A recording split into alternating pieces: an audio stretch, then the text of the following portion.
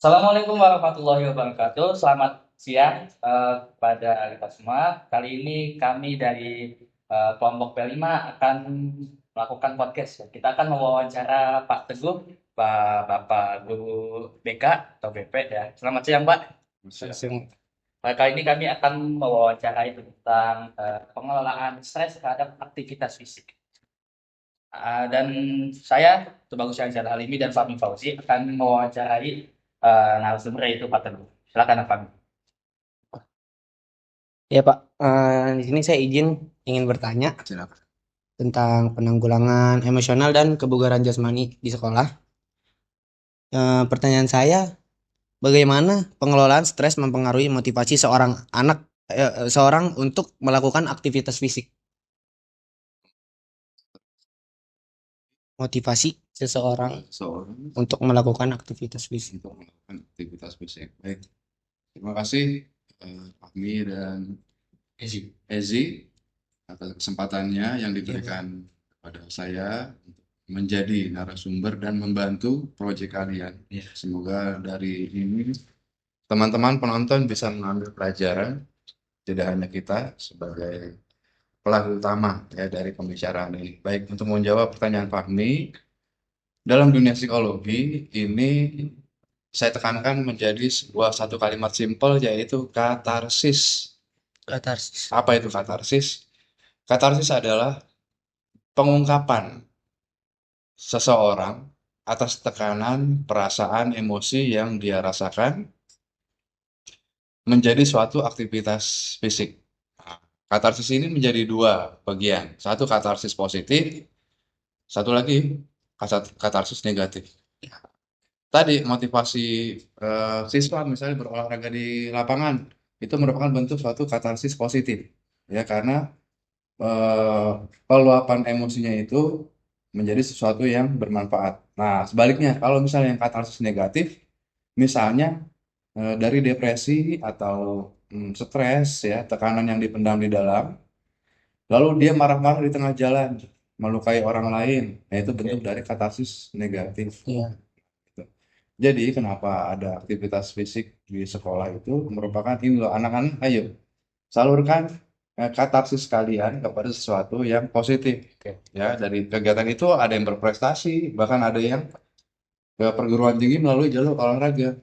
Gitu. Jadi kalau kalian punya keahlian, skill terutama di olahraga apapun, futsal, basket, silakan salurkan di sekolah gitu ya. Jadi tadi jawaban saya ke Fahmi merupakan suatu bentuk katarsis dalam dunia psikologi. Oh iya Pak, saya ingin bertanya. Baik, Kata lain dari apa tadi? katarsis. Katarsis itu apa Pak?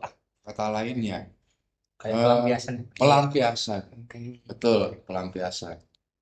Ya, Oke. definisi simpelnya agar nggak rumit. Mungkin definisi secara textbooknya mungkin agak panjang, cuman secara simpelnya ya pelampiasan. Oke. Iya Pak, pertanyaan pertama alhamdulillah Ya. kita udah mengerti Ya. apa maksudnya. Ya bisa dilanjut ke pertanyaan kedua. Oke. Oke. Apakah tingkat stres ya? Iya, Ya Pak, untuk pertanyaan kedua saya ingin bertanya Pak. Apakah tingkat stres jauhin. mengurangi motivasi untuk berolahraga? Tingkat stres. Mengurangi motivasi untuk kita berolahraga. Oke, oke. Tingkat stres yang tinggi, apakah dapat mengurangi aktivitas berolahraga? Iya Pak. Baik. Pertama, saya tinjau dulu dari MBTI-nya. Tipikal orang ini ekstrovert atau introvert, karena itu mempengaruhi pola pikir seseorang dalam mengungkapkan katarsisnya, pelampiasannya. Oke. Kalau orang-orang introvert cenderung akan seperti itu, jadi mager. Oh iya, Semakin depres, ya, dia akan semakin mager. betul. Makan nggak enak, tidur juga sebentar-sebentar bangun, gitu. Karena tadi dipendam. Nah, sebaliknya kalau orang-orang ekstrovert mendapatkan tekanan seperti itu, dia akan segera meluapkan biar ini nggak terpendam, gitu loh. Jadi justru tingkat olahraganya akan lebih aktif. Gitu. Ini yang positif kembali ya. Ya. Kalau pelampiasannya ke negatif, nah tadi dia aksinya akan lebih banyak. Jadi tidak hanya ke yang positif olahraga, paling ke negatif dia akan melukai orang lain baik dengan tangan maupun dengan verbal lisannya gitu. Ya. Jadi ekstrovert lebih banyak untuk diungkapkan, tapi kalau introvert akan Lebih diam ya. lebih banyak diamnya, mager, berpengaruh ke pola makan, ke pola tidur. Iya. Jadi apapun yang terjadi itu ya, untuk orang yang introvert itu dia akan cenderung lebih diam gitu ya Pak. Kalau Adalah yang situasi introvert dia akan melakukan pelampiasan entah itu positif atau negatif. ya. Lanjut lagi. Nah, untuk pertanyaan ketiga Pak ya, apakah teknik pengelolaan stres tertentu dapat meningkatkan motivasi seseorang untuk tetap aktif secara fisik? Teknik pengelolaan stres. Dalam agama yang saya anut, Islam, jadi ada kenapa agama mengajarkan ibadah-ibadah. Sholat itu kan bergerak. Oke. Kalau dalam Hindu, yoga, betul ya? Betul. Istilah yoga, Iya, betul. kalau saya nggak salah, mohon maaf kalau saya salah. Karena dalam Islam ada ibadah-ibadah ritual yang menggunakan gerak badan. Nah, gerak badan itu diteliti oleh para ilmuwan, ternyata memiliki fungsi, tidak hanya sekedar disuruh tanpa ada alasannya, gitu ya. Dari gerakan sujud, ternyata mengalirkan darah yang seharian duduk dari pagi sampai ke siang ke kepala lagi, akhirnya memunculkan ide-ide baru yang sebelumnya tidak terpikirkan, gitu. Dari wudhu ada fungsinya masing-masing. Jadi berkorelasi dengan pertanyaan tersebut adalah ya semakin Anda banyak bergerak, apalagi sejalan dengan apa yang diperintahkan oleh agama, ya kenapa tidak gitu loh. Salah satu menyehatkan secara mental, dua juga menyehatkan secara fisik. Jadi aktivitas ibadah tersebut juga berpengaruh ya Pak ya. Sangat. Pernahkah Anda lihat orang-orang gila, apa namanya? Misalnya gini aja deh, secara awam, Iya. Anda bukan mahasiswa psikologi. Oke. Kalau saya tanya misalnya begini, Oke. lebih rentan mana? Orang yang rajin sholat dengan orang yang tidak sholat terkena gangguan jiwa. Tentu yang malas sholat tuh. Oke.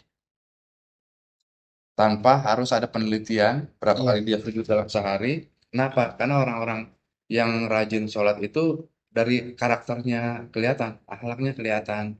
Kayaknya begini agak sulit untuk terkena gangguan jiwa gitu loh. Betul. Karena kehidupan sehari-harinya sudah dibasahi oleh hal yang positif dari agama gitu ya. Meskipun Anda bukan mahasiswa psikologi, Iya. Anda bisa menilai seperti itu. Sebagai orang awam saya. Sip. Untuk selanjutnya Pak Misha. Mohon izin ya Pak. Silakan. Pertanyaan yang keempat, apa hubungan antara pengelolaan stres dan frekuensi serta intensitas aktivitas fisik? Pengelolaan Pengelolaan stres dan frekuensi serta intensitas aktivitas fisik. kembali Hubungan antara pengelolaannya. mirip dengan polanya mirip dengan pertanyaan kedua. Jadi saya kembalikan orang ini introvert atau ekstrovert. Kalau dia ekstrovert akan semakin intens untuk mengurangi tekanan itu dengan aktivitas-aktivitas baik positif maupun negatif. Negatif. Tapi kalau introvert dia akan terus memendam, menumpuk sampai suatu saat meledak. Nah itu kita nggak tahu kalau orang introvert kapan meledaknya. Seremnya di situ. Gitu. Nah, dia ketemu sobat yang tepat, baru dia curhat. Gue mau ngeluarin ini semua. Tapi kalau belum ketemu satu orang itu, dia terus memendam. Akan menahan terus. Betul. Nah, kita nggak tahu kapan meledaknya. Makanya pentingnya menjaga lisan dan perbuatan itu ya Pak ya. Ya, bisa dibilang seperti itu, boleh. Oke. Lanjut ke pertanyaan kelima ya Pak. Ya, Bagaimana pengelolaan stres yang efektif dapat mempengaruhi frekuensi dan intensitas aktivitas fisik yang dilakukan seseorang? bukan pertanyaan yang tadi itu. Bukan Pak, beda lagi. Bagaimana? Di skip aja Pak. Ya lanjut. Pertanyaan selanjutnya. Iya. Apakah individu dengan pengelolaan stres yang baik lebih konsisten dalam menjalankan rutinitas olahraga mereka? 80% iya. Kenapa yang 20% tidak ikut? Karena belum tentu semua seperti itu ya. Iya Pak, betul. Makin dia mampu stabil juga di pengendalian dirinya itu kan makin bagus, berarti kontrol diri, dia tahu memprioritaskan sekarang waktunya olahraga, sekarang waktunya belajar, sekarang waktunya istirahat. Kalau belum waktunya itu dia tidak akan melakukan itu. Waktunya belajar dia nggak akan ke kantin, waktunya belajar dia nggak akan di kelas tapi turun ke lapangan gitu. Jadi berbicara tentang kontrol diri, kalau apa yang barusan Anda tanyakan, gitu. Kontrol dirinya bagus. Semakin seseorang kontrol dirinya bagus, semakin rentan dari gangguan Stres. Oke. Di pertanyaan selanjutnya akan dipertanyakan oleh Ezi. boleh Ji. Oke, silakan Ezi. Ya. Apa dampak pengelolaan stres terhadap kualitas dan hasil dari aktivitas fisik yang dilakukan oleh seorang individu? Dampak pengelolaan stres Ya, Terhadap kualitas. terhadap kualitas dan hasil dari aktivitas fisik. kualitas dan hasil Hasil dari aktivitas fisik. fisik yang dilakukan oleh seorang individu. Dampaknya kalau pengelolaannya makin bagus, tidak hanya di fisik, jadi artinya gini, manajemen tidak di semua bidang lah. Pengelolaan suatu bidang makin bagus, tidak hanya di mental, di raga. Misalnya rajin olahraga, hasilnya akan berotot, punya bicep, ya punya bicep, punya tricep yang bagus. Ya. Betul. Jadi mental juga begitu. Makin dikelola dengan baik, apik, ya juga hasilnya Bagus. terlihat juga. Kontrol diri. Orang yang paling sehat itu kita lihat dari kontrol dirinya dulu. Waktu ada orang lain marah, waktu kena stimulus yang harusnya dia marah, Iya, Pak. tapi dia nggak akan marah dulu, tapi meninjau dulu, ini saya pantas nggak marah, gitu. Dicerna dulu. Dicerna dulu. Kalau saya marah, ini nggak terkontrol, nanti akan justru lebih memperparah keadaan. Iya. Betul. Jadi semua tergantung orangnya juga sih, Pak. Iya, iya. Untuk pertanyaan selanjutnya, Pak ya. Eh, Sebelum bagaimana sebelum sembilan. apakah pengelolaan stres mempengaruhi pemulihan otot dan efektivitas latihan fisik? Pemulihan otot, ya ini kita berbicara tentang psikosomatis. Oke. Psikosomatis ada dua, psike, jiwa, dan soma. Soma itu badan. Ya, jadi hubungan dari pikiran itu berpengaruh ke kondisi badan. Saya sehat. Ya. Kalau saya berpikir begini, besok saya ada tugas untuk deadline ini nih, bikin project Fahmi dan kawan-kawan. Saya udah stres gitu. Padahal proyeknya besok, tapi saya udah overthinking. Bisa nggak ya saya hadir tepat waktu gitu? Bisa nggak saya mensukseskannya? Akhirnya belum di momennya ini saya udah stres duluan. Gara-gara itu yang badannya saya sehat tadinya tuh, tahu-tahu Fahmi saya nggak masuk ya. Kenapa? Karena memikirkan stres itu. Gitu. Gara-gara stres, jadi saya nggak datang. Padahal saya sehat. Saya bilangnya, Fahmi saya hari besok nggak datang ya. Kenapa? Saya nggak enak badan nih gitu. Padahal saya sehat. Tergantung pikiran saya gitu. Saya bilang saya mau datang mau bantu anak-anak. Akhirnya saya sehat. Jadi pikiran yang kamu tanyakan tadi psikosomatis bahasa psikologinya. Oke. Nah, hubungan antara kejiwaan dengan badan. Badan Jadi- sehat atau sakit tergantung otak kita. Jadi Udah. kesehatan itu tidak hanya jasmani ya, Pak ya. Rohani Betul. juga penting ya, Pak. Iya, mental health makanya udah sedunia sekarang. Mental health itu Baik, Pak. 10 Oktober. Untuk pertanyaan selanjutnya lanjutkan ke Fahmi ya. Ya. Makasih, Eji. Saya izin lanjut, Pak. Silakan. Teknik pengelolaan stres apa yang paling efektif untuk meningkatkan partisipasi dalam aktivitas fisik? Dalam aktivitas fisik. Ya. Ini pengelolaan apa? Stres. Yang paling efektif untuk meningkatkan partisipasi dalam aktivitas fisik. Teknik pengelolaan itu tidak dipelajari karena berdasarkan apa yang disuka, diminati dari subjek, dari individu tersebut, gitu. Itu sendiri. Dia sukanya main sepeda, monggo main sepeda. Apa yang paling diminati? Dia sukanya ya mungkin harus main game dulu, padahal main game agak kurang bagus ya. Tapi kalau itu harus bisa mengurangi tingkat stres, ya monggo silakan. Mau beli seblak ya itu jadi tergantung karakternya ya, Iya, Pak. beda-beda. Iya, Pak. Tergantung. Laksanakan segera. Bagaimana caranya? Laksanakan segera. Apa yang bisa dilaksanakan hari itu ya udah. Detik itu juga silakan. Mau main bulu tangkis, main apa, hobinya dia untuk mengurangi stresnya. Karena apapun yang bisa menenangkan pikiran itu rata-rata apa yang sebenarnya kita sukai ya, Pak ya. Aktivitas apa yang kita sukai kita kerjakan mungkin bisa menjadi lebih tenang dan stresnya lebih terkontrol, jadi lebih baik. Dikurangi Iya. tingkat stresnya. Untuk pertanyaan selanjutnya,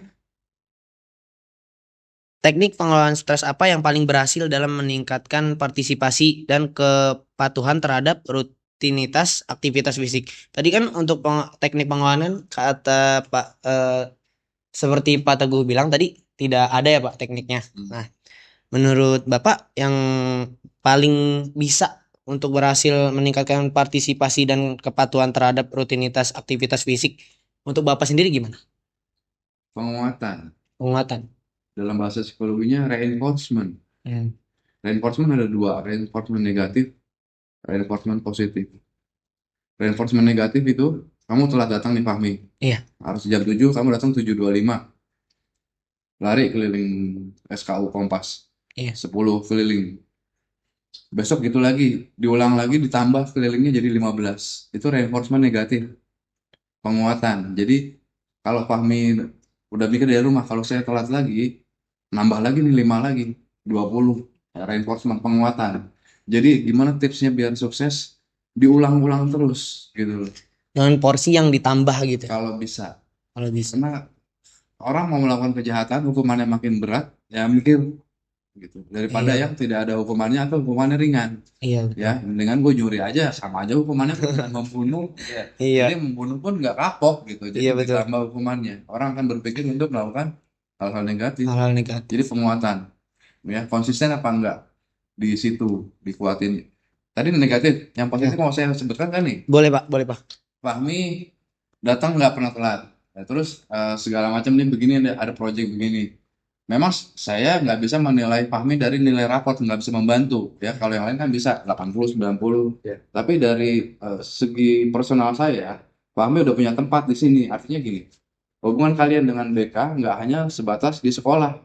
Kalian lulus kelas 12 masuk universitas, masih kontak dengan BK gitu. Jadi ayo welcome, kapan aja kamu mau datang. Kita nggak harus kamu masih di sini gitu. Kamu udah di kuliah universitas mana, mau ngobrol ayo silakan datang. Nilai itu yang nggak ada di raport. Reinforcement ya, positif. Iya. Ya, jadi saya welcome terus nih sama kalian karena udah melakukan hal positif. Ya. Dapat dimengerti. Untuk pertanyaan selanjutnya saya serahkan lagi ke Ezi ya Pak. Boleh. Ya, terima kasih Fahmi. Ini nggak ada iklan nih. Ada sponsor ya? Lanjut. Belum ada nih. Belum ada ya? Yang mau silahkan. Belum ada ini ya. Ya amin amin. Kita jadi sponsor nanti. Ini Pak, bagaimana perbedaan teknik pengelolaan stres seperti meditasi, pengaturan nafas, teknik pernapasan atau terapi kognitif yang mempengaruhi aktivitas fisik gitu Pak? Ini terapis yang bisa menjawabnya ya. Terapis artinya dia yang praktikal. Kalau saya di teorikal. Gitu, ya. Saya belum pernah mempraktekkan ini. Untuk menyangkut korelasinya adalah kembali ke rutinitas ibadah itu pergerakannya ada hubungannya dengan kesehatan mental tadi. Dari badan yang sehat, aliran darah yang sehat, akhirnya pola pikirnya jadi normal, jernih, gitu. Karena dibantu dengan aliran darah yang sirkulasi darah yang Baik. iya dibandingkan yang yang tidak sholat mungkin jadi kurang Agak terganggu. ya asupan darahnya. Normal sih iya, cuman kan terkait normalitas itu ada levelnya ya, ada Betul yang Pak. sedang, ada yang tinggi ya seperti itulah. Jadi hubungannya di situ pergerakan ibadah. Meditasi kan yoga, Iya betul kayak betul. Hindu, para penganut Hindu, maaf saya tidak tahu gitu ya gimana yoga.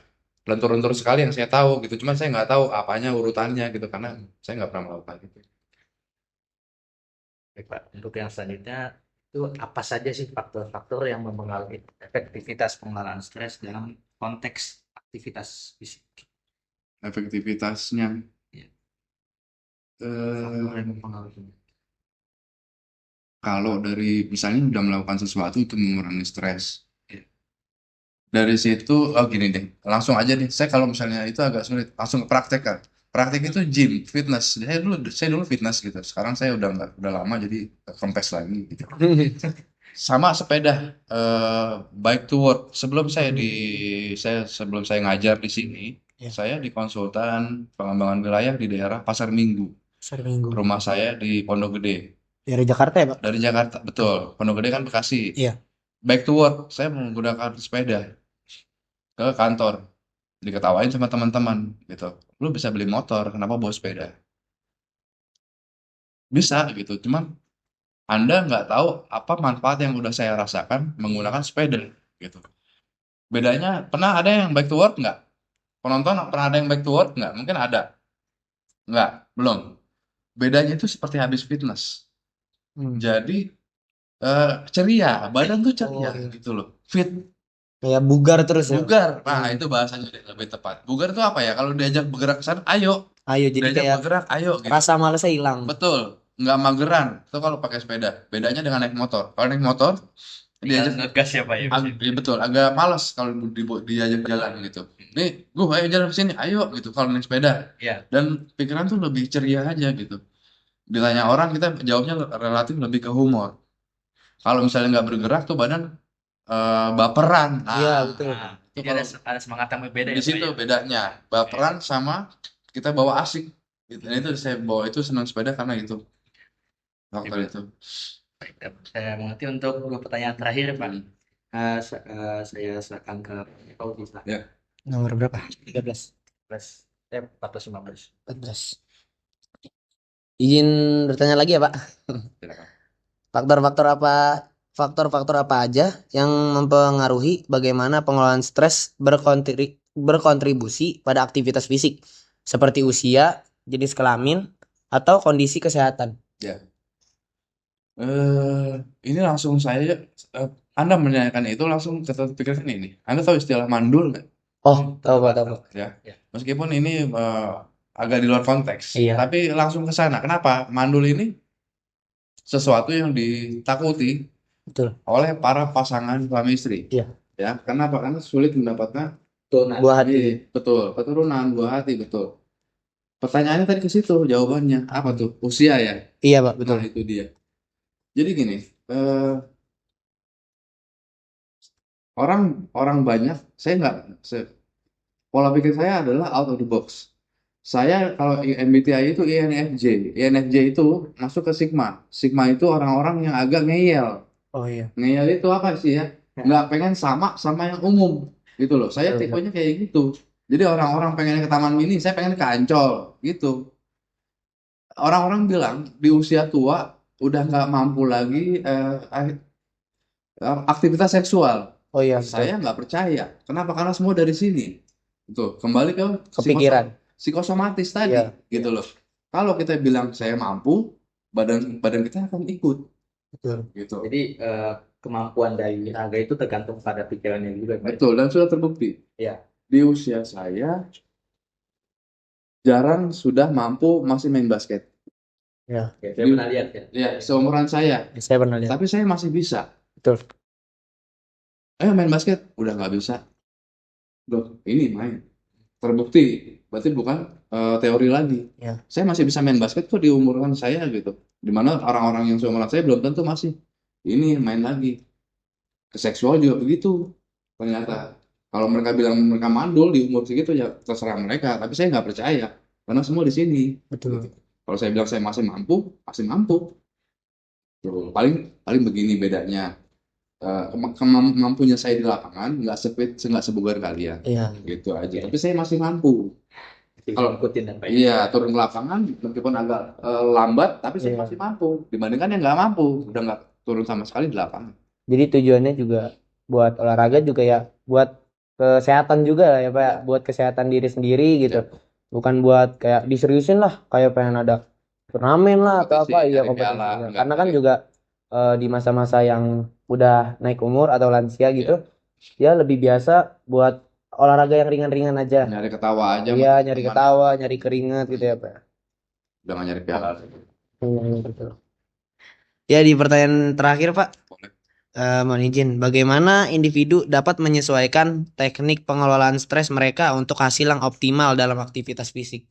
Yang optimal dalam aktivitas fisik. Iya. Pertama apa yang mereka minati dulu, Iya. gitu. Kamu sukanya apa?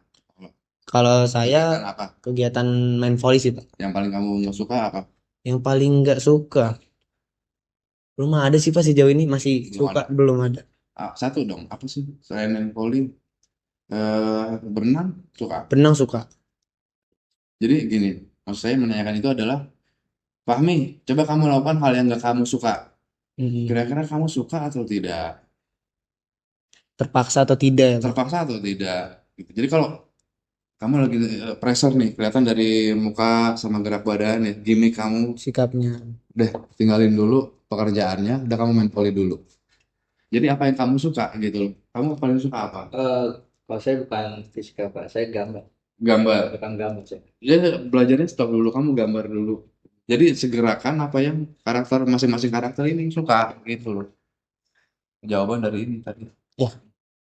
Jadi kesukaan masing-masing tuh Jadi bisa meredam, meredam mengurangi, emosi atau stres ya Pak ya. ya, Terhadap apa yang tidak dia sukai ya Pak. dan didukung Didukung. sama yang berwenang. Saya Ya. sebagai guru kan punya keputusan untuk membiarkan kamu belajar atau menyalahkan kamu untuk bergambar atau menyalahkan kamu untuk main voli. Iya. Dukungan dari otoritas, dukungan dari mempunyai kekuasaan. Kalau kekuasaan mengerti, didukung, dia akan lebih cepat stresnya.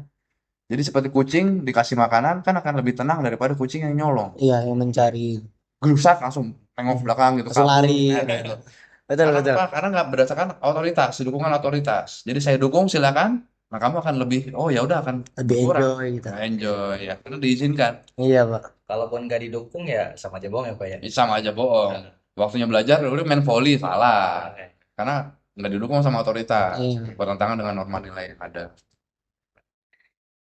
Baik, Pak. Alhamdulillah pertanyaan-pertanyaan tadi sudah dijawab semua. Alhamdulillah. Kata gue alhamdulillah. Iya. Sudah mulai mengerti juga apa itu dari pengolahan stres yang mempengaruhi aktivitas fisik. Dari yang terkecil sampai yang terbesar. Ya mungkin segini aja cukup ya. Ya. Dari podcastnya bersama Pak Teguh, guru BK, sangat-sangat membantu dan Alhamdulillah ya Rabbil Alamin. Ya. telah selesai juga pekerjaan. Eji ada yang ingin disampaikan? Cukup udah. Cukup. Cukup ya. Oke. Untuk Bapak? Ada yang ingin disampaikan Pak? Semoga tidak ini saja, masih ada proyek-proyek lain yang kita ketemu lagi, bikin Iya. podcast lagi gitu. Ya, amin, amin. Jadi sedikit dulu saya penyiar radio. Oh, penyiaran. Jadi dengan dunia broadcast ini saya sudah tidak asing. Gitu, saya sudah tidak asing. Hanya dulu bedanya ruangan saya sempit. Belum serame ini. Adapun 1-2 nemenin saya jadi operator. Waktunya lagu, muter lagu, iklan gitu. Makanya kenapa saya tanya, ada nggak iklannya? Karena dulu waktu saya siaran ada iklan. Semoga ini nanti dapat sponsor. Amin. Ya, udah itu aja. Makasih semua Fahmi dan teman-teman ya. Ya Pak. Kita tutup aja. Sekian dari kami kelompok 4 ya. Saya Tubagus Syahrizal Halimi. Saya Fahmi Fauzi. Dan narasumber kita pada hari ini Bapak Teguh. Tepuk tangan semuanya. Wabillahi taufiq wal hidayah. Wassalamualaikum warahmatullahi wabarakatuh. Waalaikumsalam Dadah. warahmatullahi wabarakatuh.